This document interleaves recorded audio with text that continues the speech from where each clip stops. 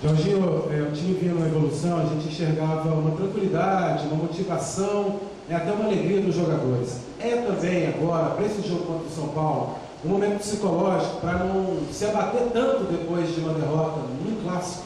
Bem, o ambiente continua o mesmo, né? A gente, é claro que ninguém fica feliz após uma derrota, os jogadores ficaram muito chateados, muito indignados, que eles não queriam isso, principalmente depois dos resultados que a gente viu.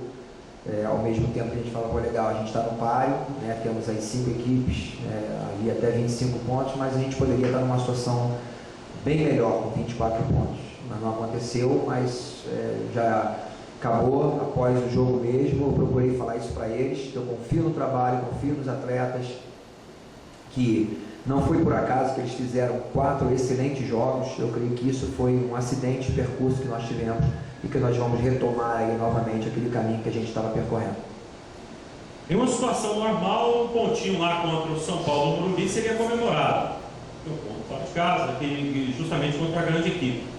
Na situação que o Goiás vive, só se comemora os 3 pontos, Jorginho? Não, se comemora um ponto também. A gente tem que entender que a gente, por exemplo, até o final, se nós conseguirmos ganhar uns 3 pontos em casa e ganhar um ponto fora, com certeza a gente está fora e inclusive vamos brigar por algumas coisas demais aí.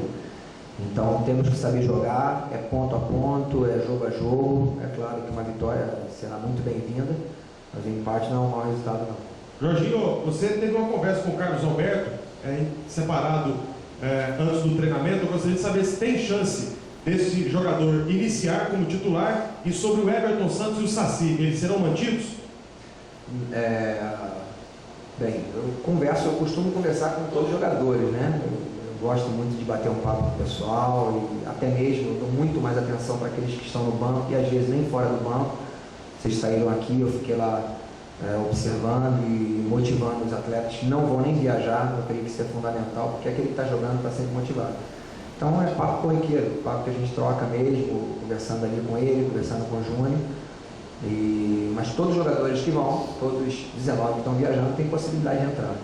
Agora, com um detalhe, porque a gente tem observado nos jogos, você tem o erro na lateral, que parece estar melhor na marcação do que o apoio. E às vezes quando você utiliza o Douglas, é o inverso, às vezes o Douglas vai melhor no apoio do que na marcação. O Carlos Alberto iria unir esses dois lados aí, ele pela lateral?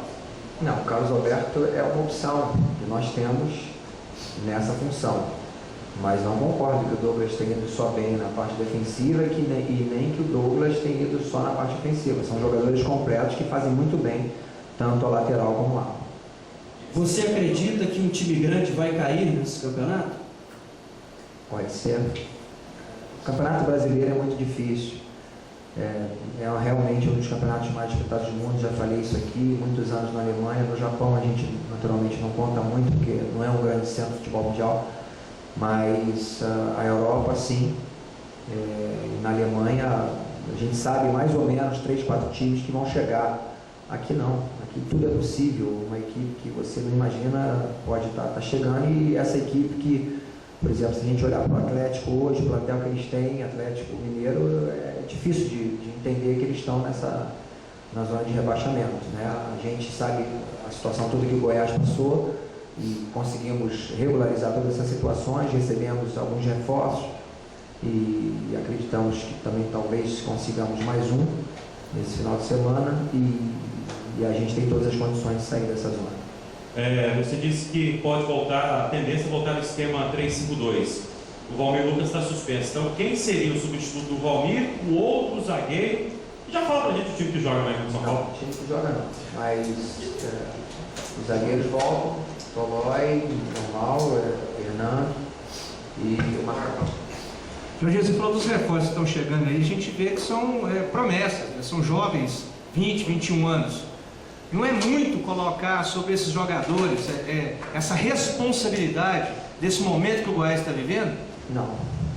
Se a gente entender um pouquinho, por exemplo, temos 2 jogadores aqui, o Leno e o Camacho, são 2 campeões brasileiros. Eles disputaram efetivamente o Campeonato Brasileiro, jogaram muitas partidas no Campeonato Brasileiro, tem muita experiência, já sabe o que é jogar no Flamengo, a pressão o tempo todo. Mas nós temos um plantel muito reduzido. Se vocês observarem direitinho, existem plantéis aí com 30 jogadores, nós não temos isso, ou pelo menos não tínhamos isso.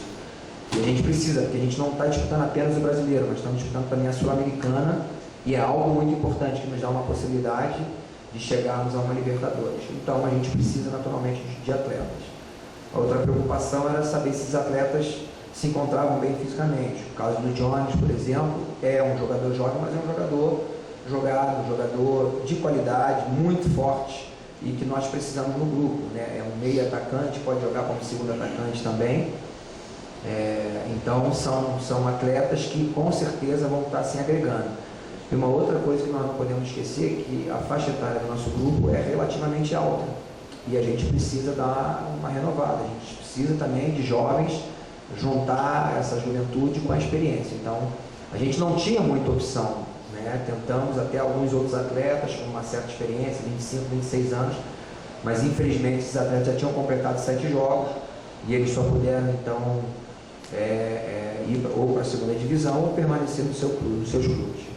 Que tipo de característica te mostra essa partida? O Goiás pressionado pela derrota no Clássico, na zona de rebaixamento. Por outro lado, o São Paulo, com 2 vitórias consecutivas e já pensando numa Libertadores jogando em casa. Imagina. É um jogo super difícil. Eu que joguei lá, conheço bem o São Paulo, a forma deles trabalharem. É uma equipe de muita qualidade, é um dos melhores plantéis que a gente tem no futebol brasileiro. O trabalho deles é muito bom. Então, eles exatamente vindo desse momento bom, mas futebol é isso, cada jogo é uma história diferente, e a gente sabe que apesar de eles estarem em casa, terem um mando de campo e serem favoritos, tudo pode acontecer no jogo. Jorginho, dos 3 que chegaram ontem, algum viaja para esse jogo mesmo? Sim, o Jones viaja. Camacho e o Leno ficam aqui, eles vão continuar no período de treinamento, mais uma semana pelo menos, para que eles possam entrar numa condição melhor. Ô Jorginho, só aproveitando um cidadão do mundo da bola, só para pegar no aspecto geral, não envolve o Goiás, mas o que tomou conta do noticiário do futebol brasileiro é o caso do Neymar do Santos, como homem de seleção e como jogador e dirigindo. Eu gostaria de saber assim, uma opinião sobre isso que está tomando conta do noticiário, que é a crise do Neymar, a demissão do Dorival e tudo mais. Primeiro, a gente tem que procurar separar uma coisa da outra. Eu creio que o Dorival foi muito feliz na colocação dele, na comissão, porque nós, como treinadores, nós somos também educadores. Eu sou pai de 4 filhos, tenho um filho da idade do Neymar, e a gente sempre quer o bem. O pai que quer o bem do seu filho, ele repreende seu filho, chama atenção, muitas vezes precisa realmente corrigi-lo. E foi isso que o Dorival procurou fazer, muito certo. Não teve o apoio, né? E é lamentável essa situação. A gente não sabe, é muito difícil a gente falar de fora também de tudo que aconteceu ali dentro, a gente não sabe o acordo que foi feito entre eles. Então, uma correção precisa existir. Agora, não podemos jogar pedra de jeito nenhum. Temos que entender que é um grande talento, que é um jovem, uma promessa, ainda não é uma realidade, é uma promessa, e que tem tudo para se dar bem no futebol brasileiro. É o que esperamos. Quem dera, se tivesse a oportunidade de estar falando com ele direto, de falar para ele que joga muito, tem todas as condições, mas nós já cansamos de ver, estou com 46 anos, cansei de ver atletas com muita qualidade assim se perderem pela sua personalidade, pela sua forma de tratar as pessoas, o relacionamento com as pessoas. Então, tem tudo para se dar bem, tem tudo para colocar a cabeça no lugar. Então, eu falei, é hora de, ao mesmo tempo, uma correção, mas de abraçá-lo, ensiná-lo, para que ele não possa repetir esses erros.